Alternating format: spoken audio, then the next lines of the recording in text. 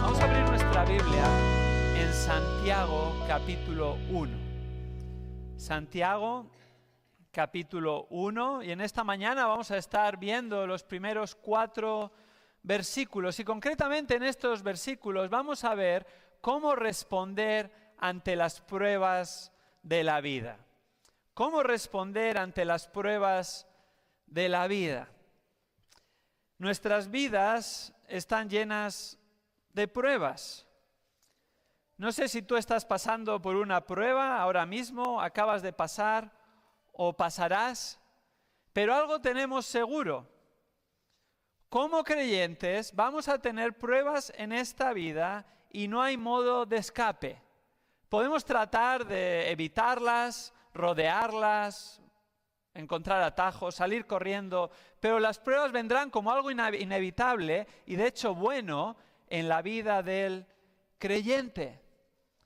Después de todo, nuestras vidas siguen llenas de impurezas que necesitan ser limadas, eliminadas para ser aquellos seguidores de Cristo que le traen gloria, más semejantes a nuestro Señor y Salvador. Y es cierto, nunca vamos a ser perfectos, completamente como Cristo de una manera práctica en esta vida, pero sí crecemos en su semejanza y finalmente seremos glorificados en el cielo por la eternidad para siempre.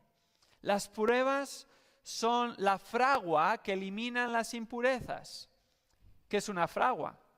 La fragua es un fogón provisto de fuelle en el que se calientan metales para forjarlos. Ahí en esa fragua se les da forma. Y no solo se les da forma a los metales, sino que se eliminan impurezas. Por ejemplo, el hierro está lleno de impurezas que lo debilitan, pero a través del paso por esa fragua, elimina esas impurezas, lo fortalece, le da forma, incluso llegando a producir una filosa espada, útil en las manos de aquel que la maneja.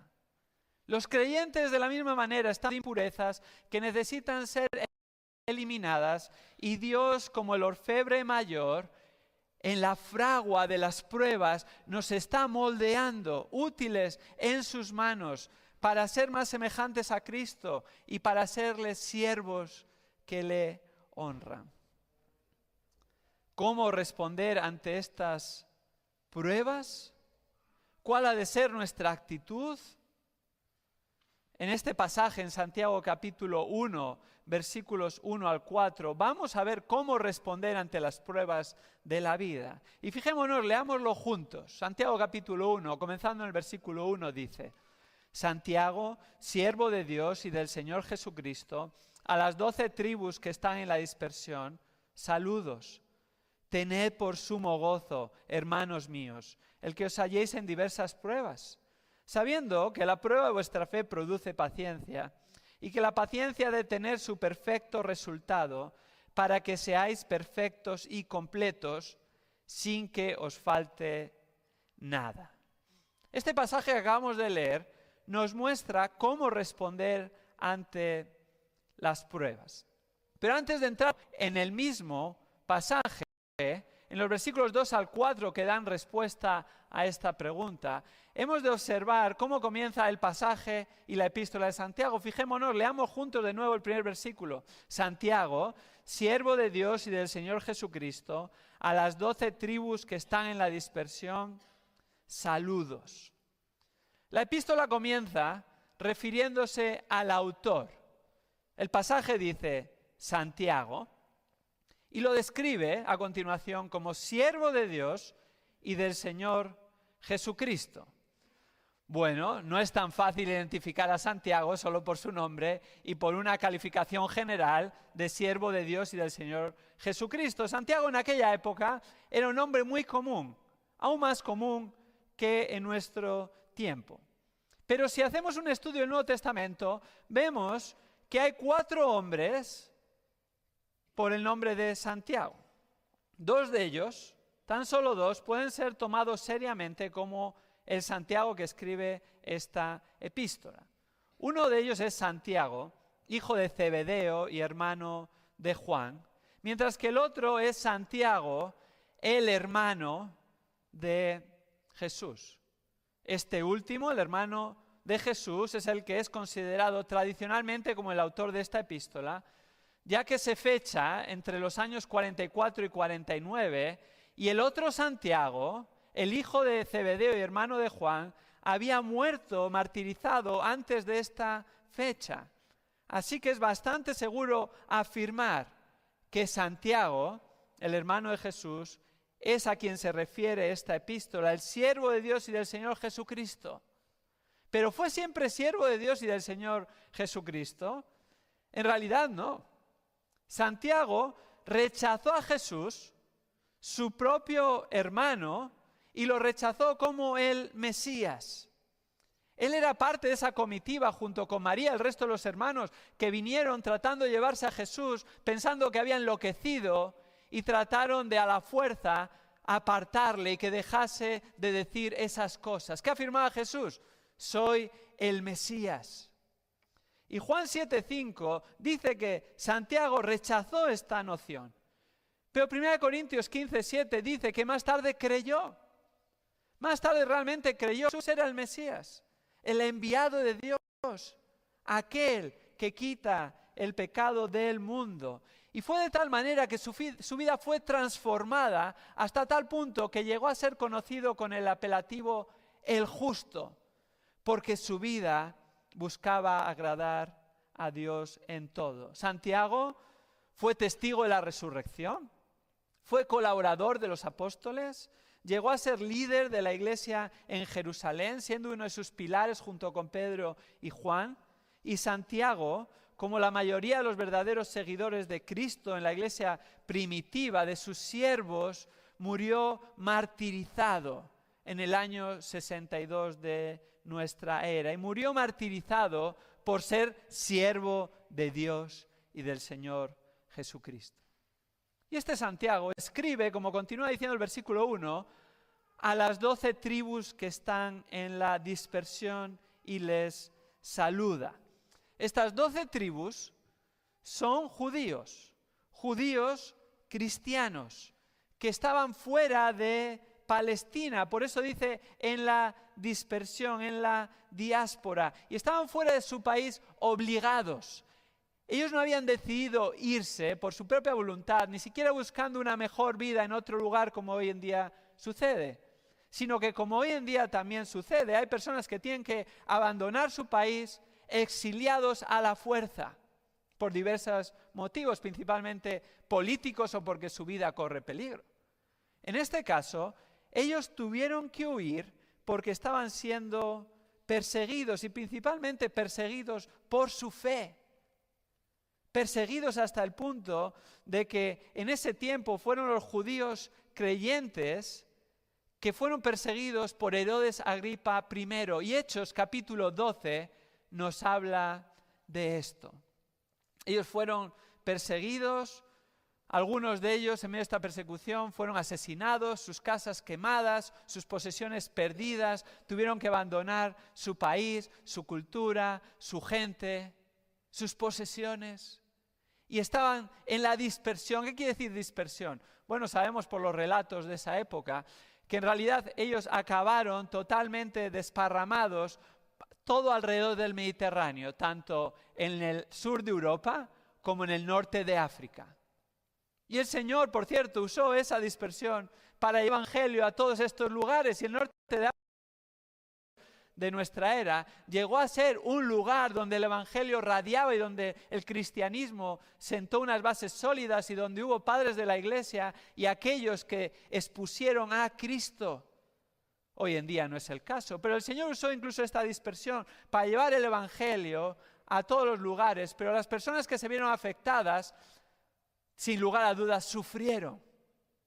Y hemos de entender esto bien, porque es en este contexto que escribe a judíos creyentes inundados de problemas, que su fe estaba siendo probada, y preocupado Santiago por la posibilidad de que sucumbieran ante estas pruebas, de que se amargaran, de que diera fruto apatía espiritual, les escribe esta epístola como un intenso manual práctico de cómo funciona la fe en el vivir diario y también en las pruebas cotidianas. Y es así que llegamos a los versículos 2 al 4. ¿Cómo responder a las pruebas de la vida? Bueno, en este pasaje concretamente vamos a ver dos actitudes ante las pruebas para madurar espiritualmente. Dos actitudes ante las pruebas para madurar espiritualmente. La primera actitud la vemos en los versículos 2 y 3 y es gozo, gózate en medio de las pruebas. Gózate en medio de las pruebas. Veamos cómo prosigue el versículo 2, que dice: tened por sumo gozo, hermanos míos, el que os halléis en diversas pruebas. Parece increíble lo que dice Santiago.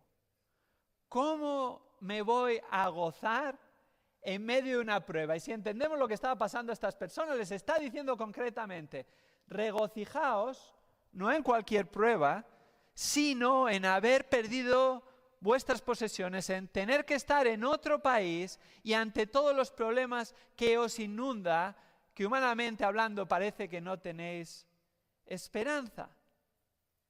Santiago se dirige a ellos de manera cercana. Fijémonos: hermanos míos.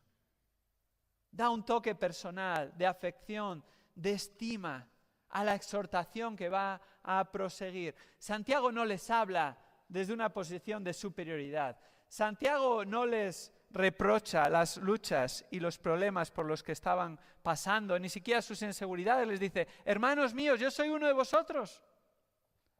Yo he vivido pruebas. Si leemos el libro de los Hechos de los Apóstoles, principalmente del capítulo 13 al 28, vemos cómo Pablo pasó de perseguidor a perseguido. Él mismo recuerda, Santiago es esta epístola, pero Santiago mismo también, al igual que Pablo, pasó por problemas. Todos los siervos del Señor, todos aquellos que estuvieron sirviendo al Señor Jesucristo pasaron por problemas. Y uno de estos siervos, Pablo, llegó a decir: ¿qué persecuciones sufrí cuando recordaba por lo que había pasado? Y en 2 de Timoteo capítulo 3 llega a afirmar: pero todo lo soporto por amor a los escogidos. Y le dice: mira, no solo yo voy a sufrir, sino que todos los que quieran vivir piadosamente como Cristo, conforme a Cristo, serán perseguidos. No es algo exclusivo para los que están en la dispersión, no es algo exclusivo para Santiago, no es algo exclusivo para Pablo, no es algo exclusivo para los seguidores de Cristo en el Nuevo Testamento, sino que es una realidad para todo creyente. Y así les dice: hermanos míos, ¿cómo responder ante las pruebas? En primer lugar, gózate en medio de las pruebas. Fijémonos que dice: tened por sumo gozo el que os halléis en diversas pruebas. Tened por sumo gozo. Parece extraño, ¿verdad?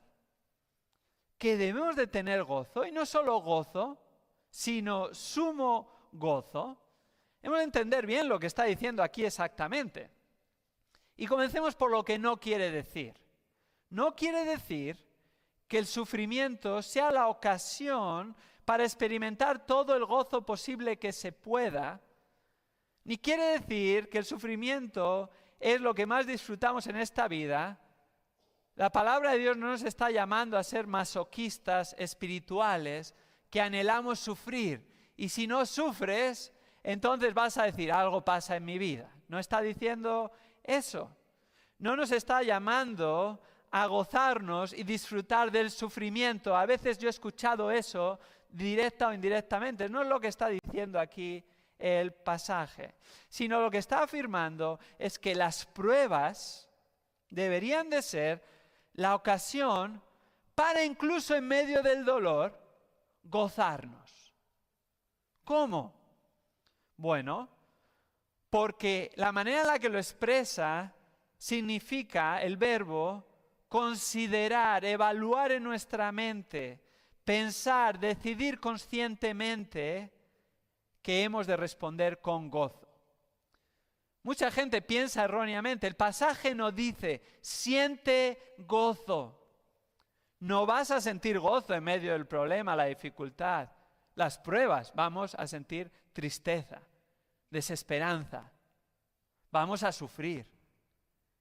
El pasaje no dice que no vamos a sufrir, pero en medio de esos sentimientos hemos de pausar y hemos de tomar esta decisión que es un imperativo, es un mandato. Hemos de considerar en nuestra mente, hemos de evaluar, hemos de pensar y decidir conscientemente conforme a la palabra de Dios, en el poder del Espíritu, y afirmar, es una ocasión para tener gozo, aunque no lo siento. El gozo de saber que esa prueba viene de Dios. El gozo de saber que Dios sigue en control de la situación, que Él nunca se equivoca. El gozo de poder afirmar con certeza, Dios lo va a usar para bien. Dios está obrando en mi vida. Dios es mi Padre, un Padre amoroso. Y aun cuando yo tal vez no entienda lo que está pasando, aun cuando estoy sufriendo, puedo descansar en que Dios sabe mejor que yo, en el carácter de Dios, en sus atributos, y que Él está utilizando todo esto para su gloria y para hacerme más como Cristo. Solo aquel que está en Cristo y es una nueva criatura puede responder de esta manera. Porque es algo sobrenatural, que Dios nos capacita en el poder de su Espíritu y por su palabra para aún en medio de la prueba considerarla como algo en lo que nos podemos gozar. Y fijémonos, dice, el que os halléis o cuando os halléis, no está diciendo después de que pase la prueba. Muchas veces hacemos esto, después de que pasa la prueba, miramos atrás y decimos, fíjate cómo el Señor ha usado esto en mi vida para bien, ¿verdad? Y nos gozamos. Ahora mismo, si piensas en una prueba en tu vida en los últimos años, ves cómo el Señor lo ha usado para bien. De una manera u otra. Y miramos atrás y podemos decir, sí, me regocijo en lo que Dios ha hecho. Pero es que aquí está diciendo que no ha de ser un gozo mirando al pasado o al futuro, sino en el presente. Cuando os halléis en el medio de la prueba. Y esto solo se puede hacer por fe.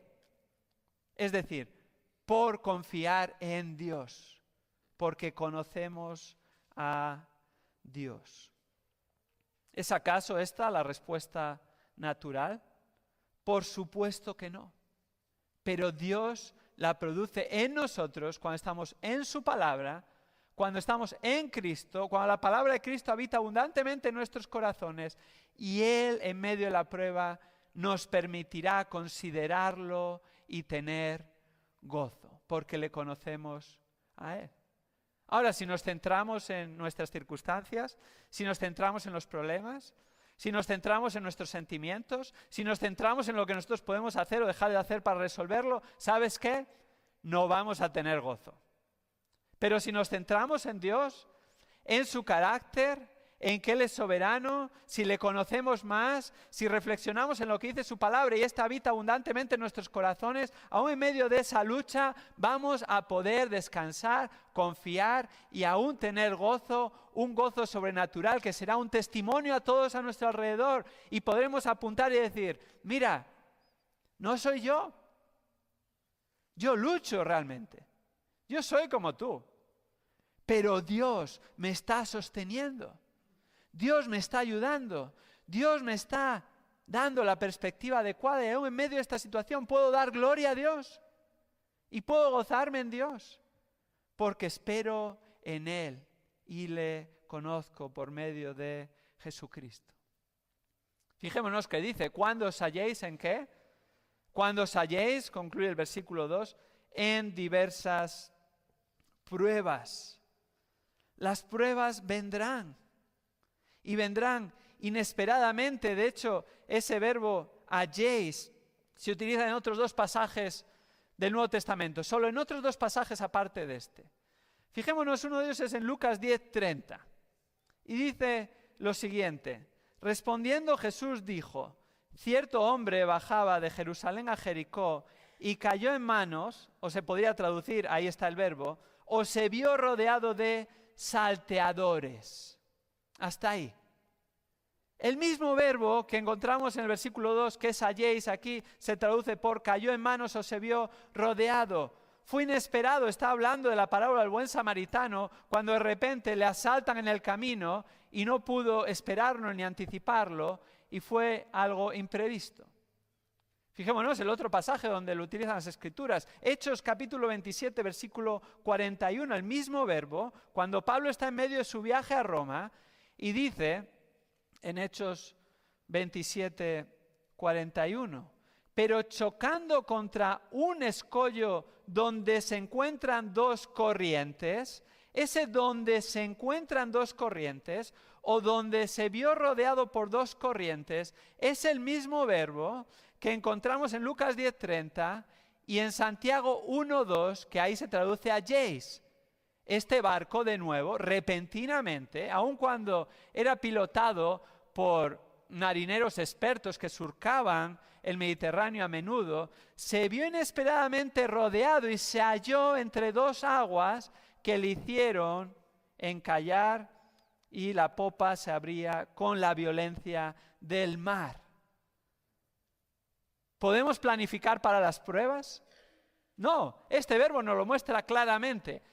Nos vamos a hallar en pruebas y no vamos a poder planificar. No podemos sacar nuestro teléfono móvil, que muchos ya llevamos la agenda ahí, o ponerlo en el calendario. Señor, si envías una prueba, mira, el 18 de diciembre a la 1:30 tengo un hueco para la prueba. Antes no, que me viene muy mal. No podemos hacerlo, no sabemos ni siquiera cuándo viene. Nos vemos rodeados por diversas pruebas. Las pruebas no son repentinas solo e inesperadas, sino que son variadas. De hecho, ese diversas pruebas es una palabra que significa multicolor. De hecho, en la Septuaginta, la versión griega del Antiguo Testamento en hebreo, se utiliza esta misma palabra para hablar de la túnica de José. ¿Nos acordamos la túnica de José? ¿Cómo era? Multicolor, tenía tantos colores que ni siquiera se paró a decir tantos colores o a enumerarlos, era multicolor. Las pruebas son así, multicolor, variadas, toman diferentes formas, diferentes maneras las enfrentamos. Y esas pruebas varían. A veces puede ser incluso que pasemos por una prueba similar a otra, pero es distinta, ¿no es así? Puede ser el mismo asunto, concernir a las mismas personas, pero la prueba varía porque es multicolor. No hay dos pruebas iguales, ni siquiera para la misma persona, mucho menos para distintas personas. Así son las pruebas.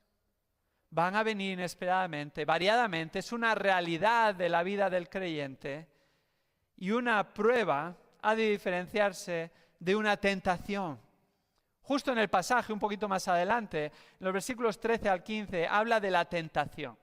Y de hecho en el original es la misma palabra que se utiliza ahí para tentación y para prueba, y algunos pueden llegar a confundirse y decir, bueno, la tentación es lo mismo que la prueba. No, podemos diferenciarla de manera concreta, simple y escuetamente de esta forma. La tentación nunca proviene de Dios, como dice Santiago más adelante. Porque Dios no tiene nada que ver con el mal y Él mismo no tienta a nadie. Versículo 13. Dios no tiene nada que ver con el pecado. Dios nunca tienta. Pero Dios prueba. Y las pruebas son parte del plan de Dios para la vida de sus hijos, para hacernos más semejantes a Él. ¿Cómo hemos de responder a estas pruebas?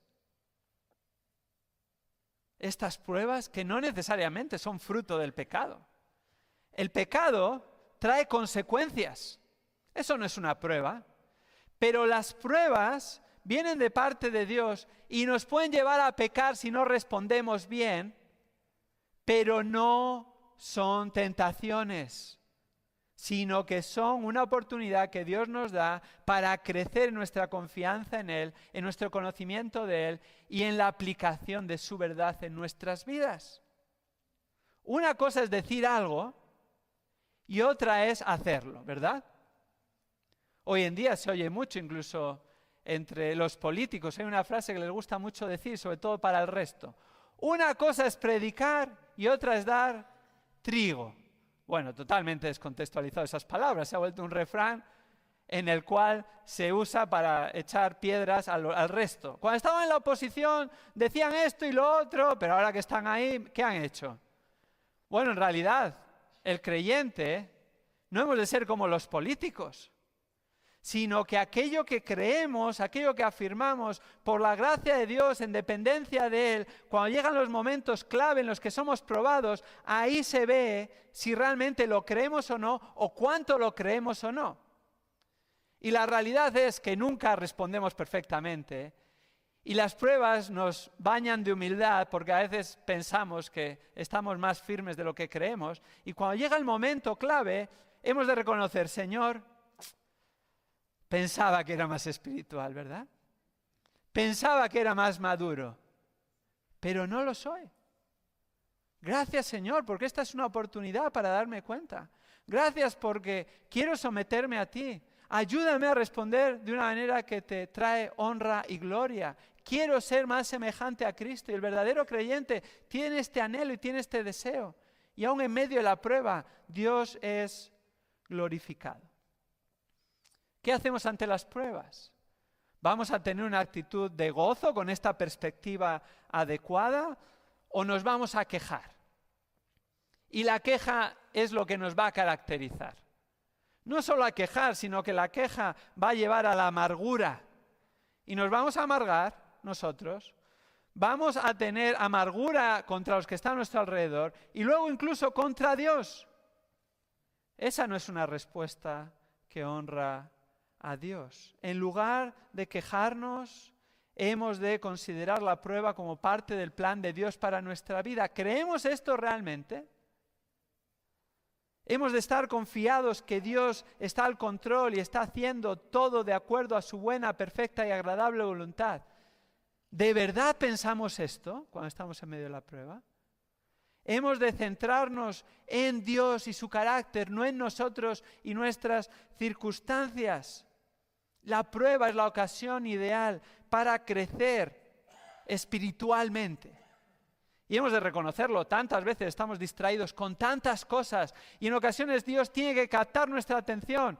Y a veces es por medio de pruebas para que nos centremos en Él, para que leamos más su palabra, para que oremos más, para que dependamos más de Él, para que le conozcamos de manera más cercana, para que vayamos a su palabra y digamos, ¿cómo es Dios? Yo recuerdo hace unos años cuando estuve fuera del país durante un largo periodo de tiempo, tuve diversas pruebas. Y una de ellas fue muy difícil, muy difícil. Y estaba estudiando en el seminario al mismo tiempo. Y estudiando en el seminario tenía que leer un montón de libros, y hacer un montón de trabajo, y escuchar un montón de clases relacionadas con la Biblia y con Dios. Pero necesitaba aún más. Y en medio de esa prueba, aun cuando trabajaba, aun cuando tenía que ir a clase, aun cuando tenía que estudiar para el seminario, no tenía tiempo, ¿sabes qué? Fue cuando más estudié en mi vida sobre la soberanía y la providencia de Dios. Porque a mí se me había escapado todo de mis manos y yo ya no sabía cómo dar respuesta, ni cómo entender, ni cómo enfrentar esa prueba. Y ahí es donde necesitaba estar. Porque vine más y más al Señor y me di cuenta que necesitaba conocerle más y descansar más en Él. Eso es lo que estaba fallando en mí. No cambiaron las circunstancias meses después, pero cambió mi actitud, cambió mi corazón. Según descansé y conocí más la soberanía y providencia de Dios. Ahora, ¿cuál es la razón por la que nos llama a tener exclusivamente gozo? El versículo continúa diciendo en el versículo 3, sabiendo que la prueba de vuestra fe produce paciencia. Este saber está hablando de un conocimiento adquirido por experiencia. Sabemos no en teoría, sino en la práctica, que cuando nuestra fe es probada y respondemos conforme a Dios, produce fruto. Un resultado, que las pruebas no son en balde. Ese es el testimonio del creyente, ¿verdad? Y a eso apela aquí. Podéis tener gozo, no solo por conocer cómo y quién es Dios y confiar en Él, sino además porque como creyentes hemos pasado por otras pruebas anteriormente y podemos decir, sabemos que va a dar fruto. Ahora la pregunta es, ¿todas las pruebas producen fruto? Bueno, también sabemos que no. Aquí está diciendo, de hecho, la prueba de vuestra fe se podría traducir la parte aprobada de vuestra fe. Lo que dice 1 de Pedro 1:7 como la fe genuina, aquella que es real, lo que uno cree y cuando es probado supera la prueba. En realidad esto está diciendo la que pasa el examen de la prueba. Todos lo entendemos en estos términos, todos hemos sido estudiantes de alguna manera, ya sea en el colegio, en el instituto, en la universidad. Todos hemos hecho exámenes, ¿verdad? Por el mero hecho de presentarnos a un examen y poner nuestro nombre, ¿vamos a aprobar el examen? Algunos piensan que es así y desearían que fuese así, ¿verdad? Nunca me han aprobado un examen en el que solo me he presentado y puesto el nombre. Nunca va a suceder eso, a no ser que un profesor se jubile y dé un aprobado general que nadie espera, ¿verdad? Eso no sucede. Aquí está diciendo, no solo por presentarte a la prueba, que te vas a presentar quieras o no, pues están los planes de Dios, y pasar por la prueba va a producir fruto, sino que tienes que responder de acuerdo al plan de Dios. Al igual que en un examen tienes que responder a las preguntas conforme a lo que te pide el examinador. La parte aprobada, salimos de la prueba y hay partes de nuestra vida espiritual, de nuestro carácter, del fruto del Espíritu, que han sido fortalecidas, que hemos crecido en una medida en otra, hemos madurado, pero no hemos llegado ya. Ha habido una parte.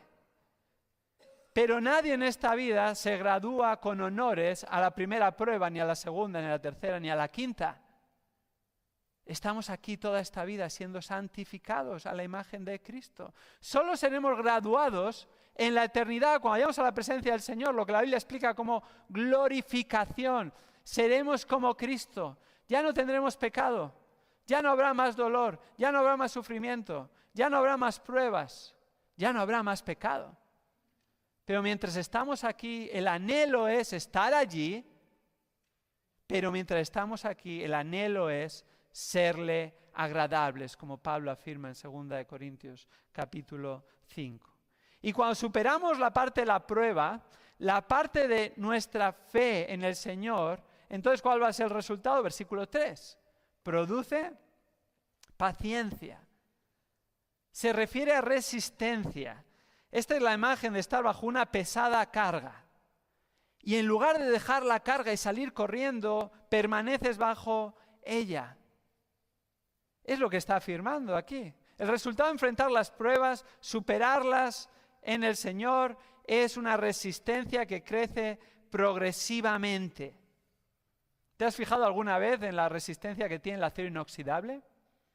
Los aceros inoxidables son normalmente usados donde se necesita resistencia, y resistencia, por ejemplo, a la corrosión, resistencia a altas o bajas temperaturas. ¿Por qué es tan resistente el acero inoxidable? ¿Por qué aguanta tanto? Porque es una aleación principalmente de hierro y cromo. Otros metales son parte de esta aleación, pero es el cromo el más importante y su presencia es indispensable para otorgar la resistencia deseada ante la corrosión en este acero inoxidable. Las pruebas actúan de la misma manera en los creyentes, como el cromo para el acero. Las pruebas son para el creyente lo que nos fortalece en el Señor, nos fortalece en nuestra fe, nos fortalece en nuestra esperanza, nos fortalece en nuestra dependencia, nos fortalece en nuestra gratitud, nos fortalece en nuestra alabanza al Señor, nos fortalece en Cristo y nos debilita en nosotros. Y eso es bueno. Saber que por nosotros mismos no podemos enfrentar las pruebas, ni superarlas, ni dar ningún resultado, porque entonces vamos a ir al Señor. Y vamos a depender del Señor y vamos a confiar en el Señor. Y si hay algo en nosotros y si se produce resistencia y fortaleza y crecimiento en nuestra vida espiritual, daremos la gloria a Dios. Y seguiremos aun cuando la prueba haya pasado, confiando y siendo fortalecidos en el Señor en todo momento. Y en esto podemos tener gran gozo. ¿No es así? Gran gozo de la obra que Dios está haciendo en nosotros. Gran gozo de la realidad de que aquel que comenzó en nosotros la buena obra, la perfeccionará hasta el fin, hasta el día del Señor Jesucristo. Gran gozo en que nada ni nadie nos podrá separar del amor de Dios que es en Cristo Jesús. Gran gozo que tenemos un Padre amoroso, paciente, lleno de gracia, de misericordia, que Él está ayudándonos a ser más como nuestro Señor y Salvador. Gran gozo en que tenemos una gran salvación en Cristo Jesús. Gran gozo en la promesa de que el Señor Jesucristo ha ido, después de resucitar y ascender a los cielos, a preparar lugar para nosotros, como Él prometió a sus discípulos. En la casa de mi Padre muchas moradas hay, voy pues a preparar lugar para vosotros. Y así no se turba nuestro corazón. Así esperamos en Él y nos causa gran gozo, aún en medio de las pruebas. Y si estás aquí y no estás en Cristo, es imposible que tengas este gozo. Lo que necesitas es venir a Cristo, arrepentirte de tus pecados, confiar en Él para el perdón de los mismos, para la reconciliación con Dios.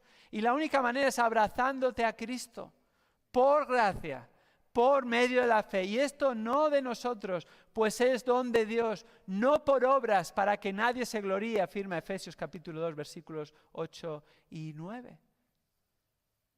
Tal vez necesitas estar en ese momento tan difícil en tu vida o haber pasado por tantas vicisitudes para que te des cuenta de una vez que necesitas a Cristo. Y para que te des cuenta que esta vida es pasajera y que la eternidad es una realidad. Y así rogamos, como Pablo rogaba, como embajadores de Dios, porque este no es nuestro mensaje, sino el de Dios, reconciliados con Dios. Y solo hay reconciliación en Cristo Jesús. Dios no escatimó ni a su propio Hijo, sino que lo entregó por nosotros pecadores. ¿Podemos tener gozo en esta realidad como creyentes, en cualquiera que sea nuestra situación en esta vida? Por supuesto que sí. Y así, de esta manera, Santiago, movido por el Espíritu, les está diciendo cómo responder ante las pruebas de la vida. Recordemos, no eran pruebas superficiales, eran unas pruebas extremas para los receptores de esta epístola. Bueno, hemos de tener dos actitudes. La primera de ellas, gózate en medio de la prueba. Pero no acaba ahí. El versículo 4 añade la segunda actitud y afirma, persevera en medio de la prueba. Persevera en medio de la prueba. Fijémonos, versículo 4 dice, y que la paciencia ha de tener su resultado perfecto para que seáis perfectos y completos sin que os falte nada. Persevera en medio de la prueba, esa es la segunda actitud que encontramos en este pasaje. ¿Por qué dice esto? Bueno, porque indudablemente la tendencia de todo ser humano, mi tendencia, tu tendencia, es la de tratar de evitar la prueba. Incluso en medio de las pruebas, una de las oraciones más comunes del creyente es, Señor, que pase rápido esta prueba. ¿No es así? Y es algo natural. Y por eso les tiene que decir y advertir del peligro de intentar escapar de la prueba antes de tiempo, porque ese no es el plan de Dios para nosotros, sus hijos. Fijemos el versículo 4. Y que la paciencia ha de tener su perfecto resultado. O se podría decir también, mas tenga la paciencia su obra completa. Este tenga es de nuevo un imperativo. Nos está diciendo, permanece ahí, persevera. Deja que la paciencia, la resistencia, la obra, el fruto que Dios está produciendo en tu vida haga su efecto en lugar de renunciar, rendirnos o escaparnos de la prueba. En otras palabras, no saltes de la sartén hasta que se apague el fuego. Todos entendemos bien esta analogía, ¿verdad? Porque si salta del sartén antes de que se apague el fuego, el resultado no va a ser el completo. ¿No es así? El chef sabe cuándo es el momento idóneo de cocción. Si no, te espera otra sartén más adelante. Y otra vez precalentar, calentar, llegar a la temperatura adecuada y vas a ir saltando de sartén en sartén, de poco hecho en poco hecho, y nunca vas a realidad a ir creciendo en semejanza a Cristo. La obra ha de ser completa, ha de ser perfecta. Hemos de quedarnos en la prueba hasta el momento que el Señor lo establece y confiar y descansar en Él. ¿Cuándo es el resultado de la paciencia perfecto, de la resistencia, del fruto de la prueba? Bueno, esto no quiere decir que todo va a ir bien. Esto no quiere decir que la prueba va a tener un final feliz. Este pasaje no está afirmando que Dios asegura que al final de la prueba todos tus problemas van a ser solucionados y que no vas a sufrir. Yo creo que eso los españoles lo entendemos bastante bien. Tú simplemente mira una película. Si miras una película anglosajona, principalmente americana, que es la mayoritaria, ¿cuántos finales infelices de películas americanas has visto en el cine o en la televisión? Alguno, pero muy poco. Siempre acaba bien la película. Y si son de Disney, todas las películas de Disney acaban bien. El malo muere o es desertado del lugar, o es expulsado, es derrotado. Los buenos finalmente vencen.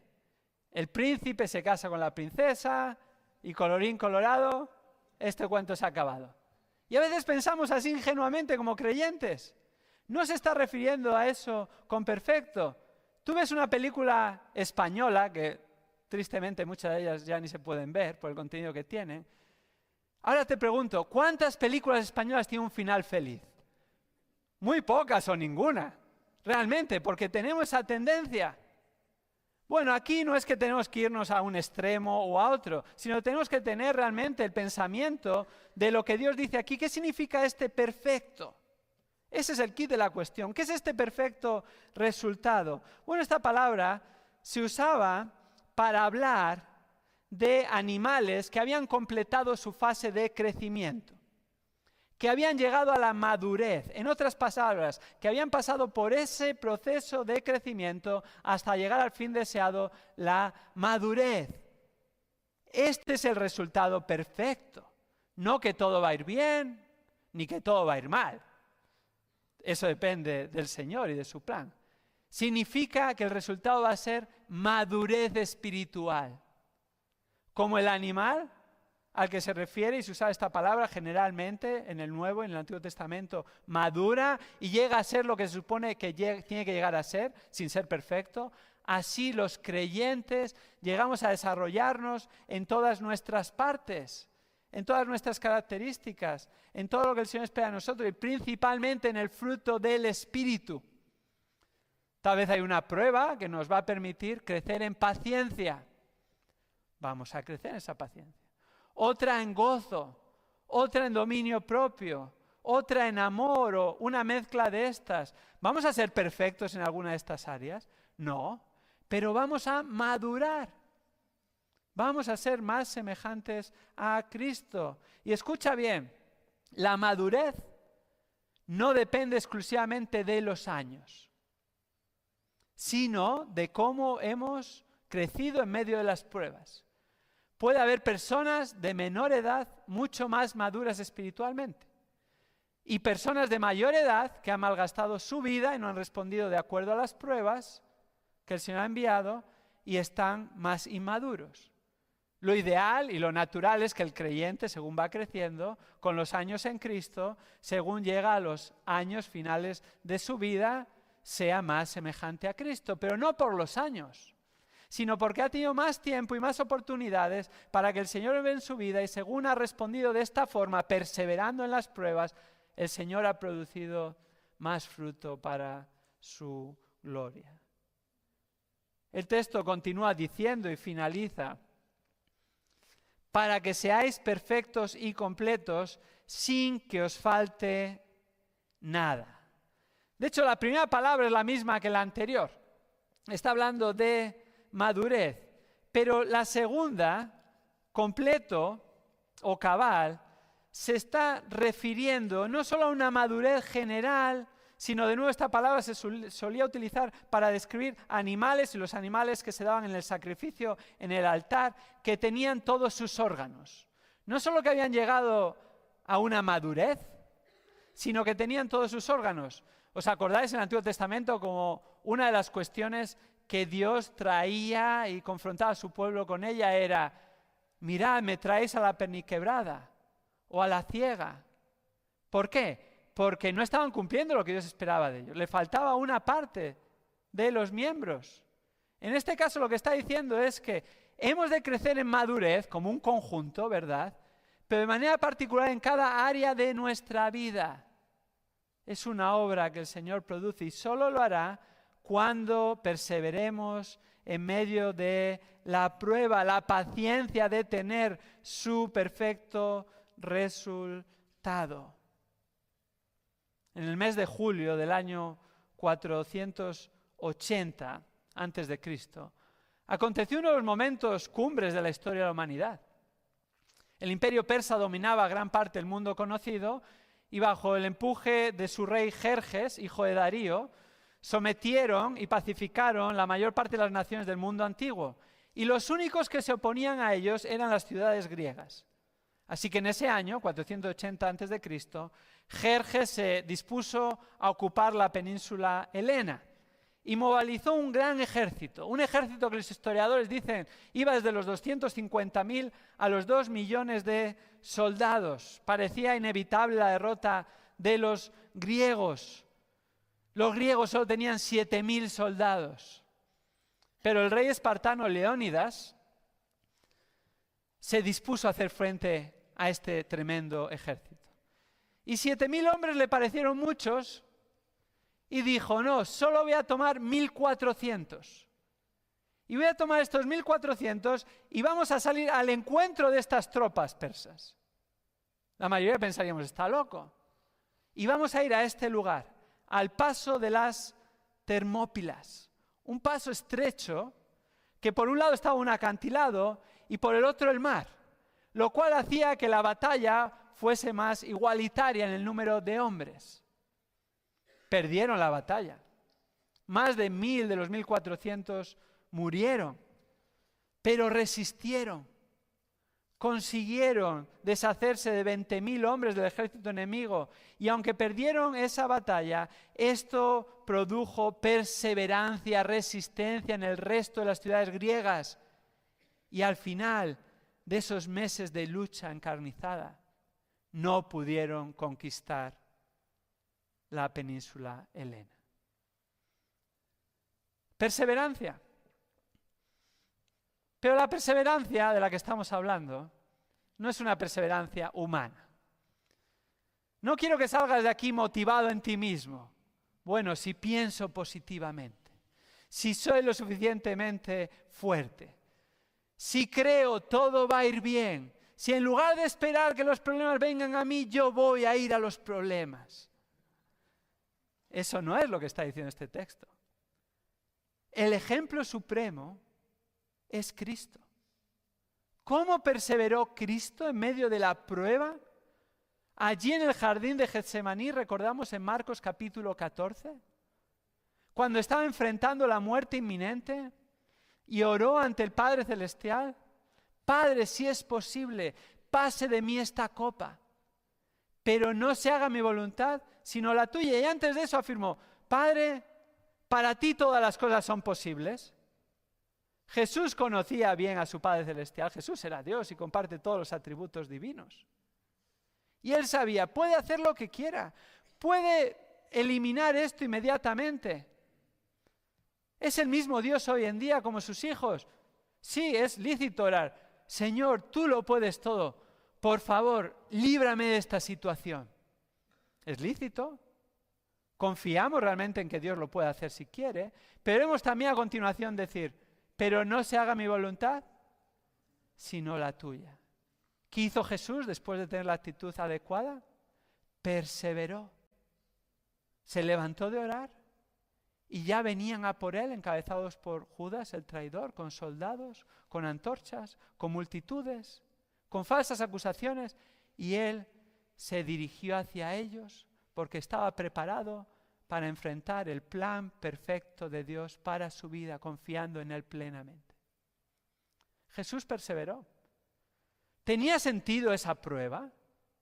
No, Jesús iba a morir.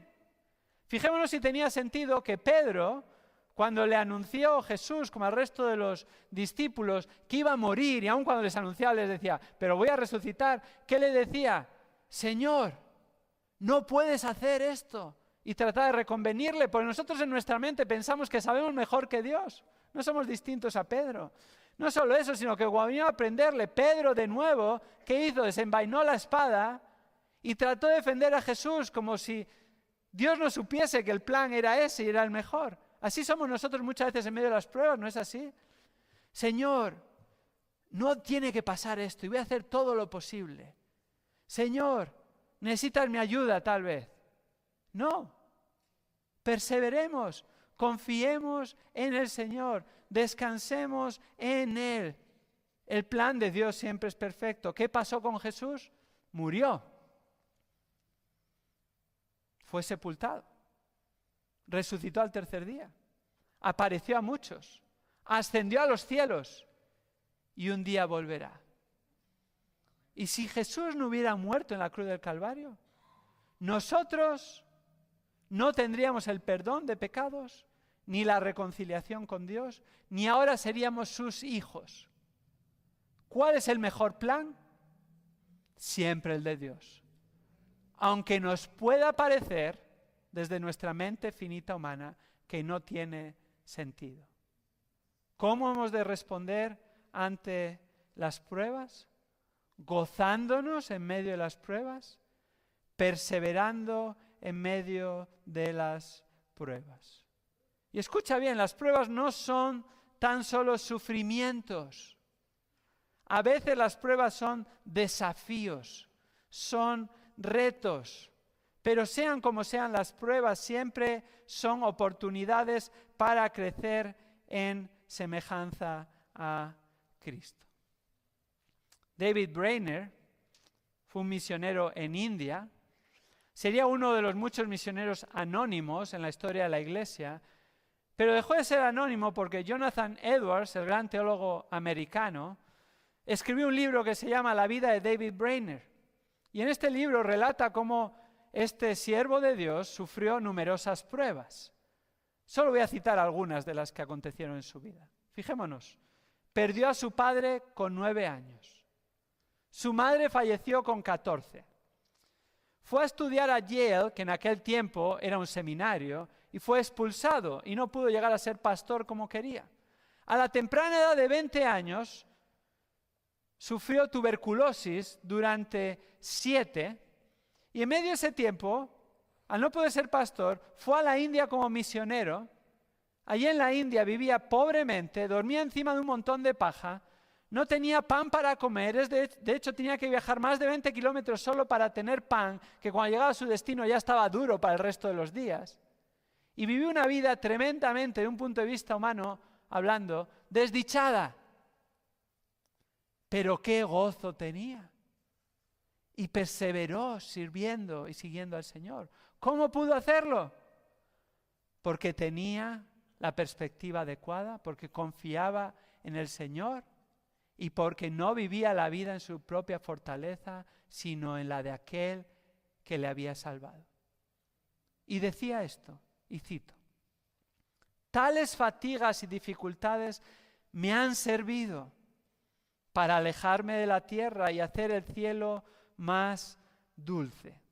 Antes, cuando estaba expuesto al frío y la lluvia, estaba listo para compadecerme de mí mismo con el anhelo de disfrutar de un lugar más cómodo, de una chimenea cálida y de otras comodidades. Pero ahora, por la gracia de Dios, mi mirada está puesta en Él para encontrar la comodidad y el consuelo. Cuán grandes pruebas he sufrido y cuán más grandes pruebas otros hijos de Dios han pasado. y tal vez cuán grandes pruebas están todavía reservadas para mí. En ocasiones esto me aterroriza y me lleva a la melancolía, pero finalmente me lleva a tener pensamientos de gozo y exclamo: bendito sea Dios, que me consuela, me sostiene y me guía bajo las pruebas más profundas. Que esta sea nuestra oración igualmente. Vamos a orar juntos. Señor, te damos gracias por tu palabra. Tu palabra es verdad y oramos que tú nos santifiques en tu verdad. Señor, hay personas probablemente hoy aquí pasando por pruebas terribles, muy difíciles, que llevan a momentos de terror, de melancolía, de tristeza, de desesperanza. Y reconocemos esto, Señor, y sufrimos con los que sufren. Y Señor, es bajo este sufrimiento que solo tú puedes consolar verdaderamente, con un consuelo cierto. Tú eres el único que puedes fortalecer. Señor, aquellos que estamos en ti, en Cristo Jesús, que veamos las pruebas como tú las ves, como aquello que es tu plan, y que nunca estas pruebas nos lleven a dudar de tu bondad, de que tú sigues en el control, de que finalmente se va a cumplir tu voluntad, Señor. Que nos lleven a crecer más y más en semejanza a ti, que podamos gozarnos en medio de la prueba y tú nos fortalezcas y nos ayudes a perseverar en medio de las pruebas. Es una obra que solo tú puedes hacer. Que las pruebas nos lleven a verte más glorioso y que nuestra satisfacción esté en Cristo Jesús, el Salvador de los hombres. Esto oramos en el nombre de Él. Amén.